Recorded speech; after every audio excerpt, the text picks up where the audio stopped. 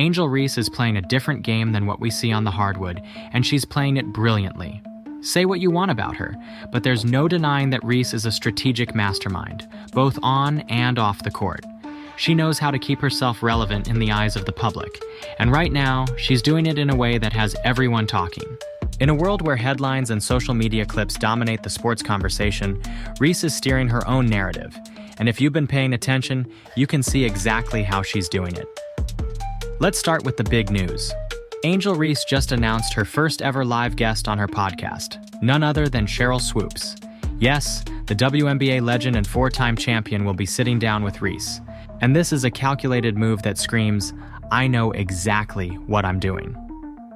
For those unfamiliar with Swoopes' legacy, she was the first player to sign with the WNBA, a three-time MVP, and she's made her opinions on the current state of women's basketball very clear. She doesn't pull punches. Having her as a guest on Reese's podcast is bound to stir up attention, especially with the context of the ongoing rivalry Reese has with Caitlyn Clark. But here's where it gets interesting. This podcast announcement comes hot on heels of Reese's ongoing commentary about Caitlyn Clark. If you've been following the women's college basketball scene, you know the media has been eating up the so-called rivalry between Reese and Clark since LSU's NCAA championship win. From the infamous "you can't see me" taunt to the constant back and forth between fans, this rivalry has become a headline-making machine. And it's clear that Reese, ever the savvy player, is fanning those flames. But let's not get it twisted. This rivalry isn't exactly what it seems. Caitlyn Clark? She's moved on.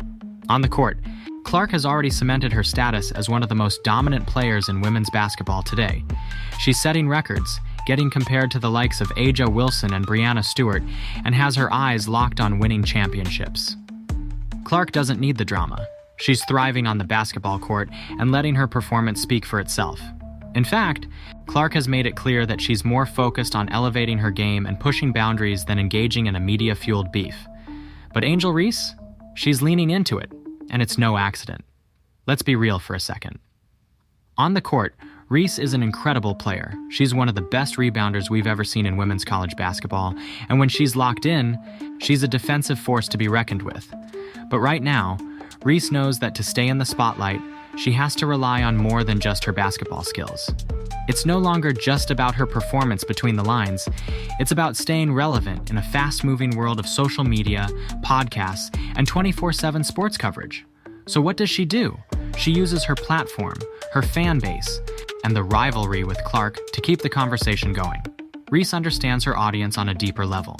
She knows her fans, but more importantly, she knows who her fans hate. She knows that stirring the pot with Clark keeps people engaged and keeps her in the headlines.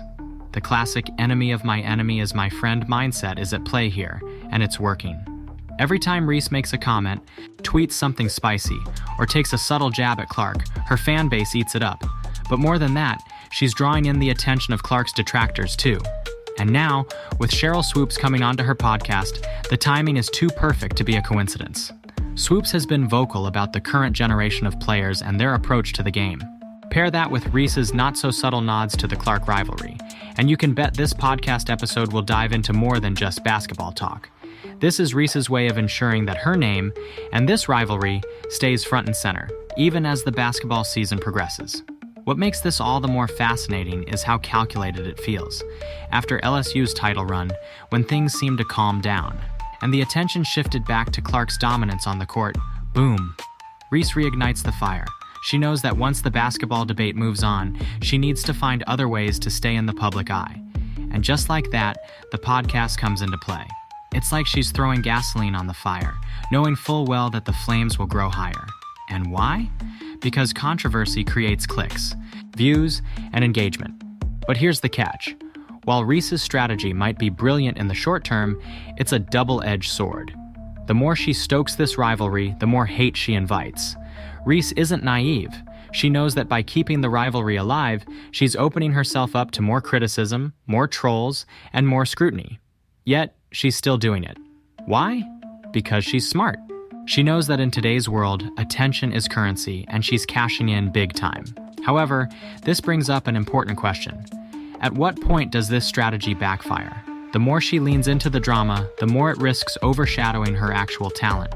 Reese is an exceptional player, and if she developed her offensive game further, say adding a consistent jump shot, she could easily rise to the top of the WNBA conversation based on her skills alone. But right now, it feels like she's choosing drama over dominance. While she's staying relevant through controversy, she's at risk of becoming known more for the headlines than for her basketball prowess. So, where does this leave Angel Reese and her rivalry with Caitlyn Clark? Well, on the court, the rivalry is pretty much dead. Clark has moved on to compete at the highest level, going head-to-head with the best players in the game, like A'ja Wilson and Breanna Stewart. Clark is focused on winning championships and breaking records, while Reese is trying to stay in the conversation through social media and podcasts. The rivalry, as far as basketball is concerned, is over. Clark has won. But off the court? Reese is making sure the fire doesn't go out. In fact, the timing of her podcast and her guest choices shows that Reese is playing the long game. She knows how to manipulate the media narrative, and she's not afraid to keep pushing this storyline because she understands that it keeps people talking. But as more basketball is played, and as Clark continues to rise, how long can Reese sustain this narrative before people get tired of it? And will it hurt her image as a player who can back it up on the court? Only time will tell, but one thing's for sure. Reese isn't backing down anytime soon. She's going to keep this rivalry alive as long as she can, knowing that the attention it brings is invaluable in today's media landscape. So what do you think?